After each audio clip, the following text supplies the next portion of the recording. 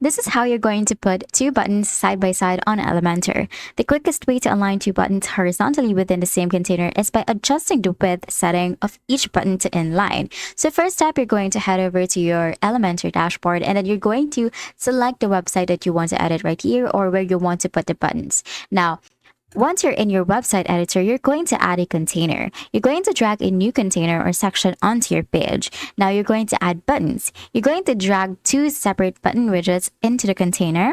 And then after that, just adjust the first button. Click to edit the first button widget and then go to the Advanced tab. Under Width, change the setting from default to inline or auto.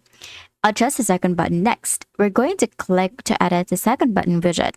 Go to the Advanced tab once again, and then under Width, change the setting from default to inline again. Now the two buttons will now sit side by side. You can use the container's layout settings to center the buttons or control the spacing between them. And that's it. That is how you're going to put two buttons side by side on Elementor. If this video helped you, please don't forget to like the video and subscribe to the channel for more videos like this.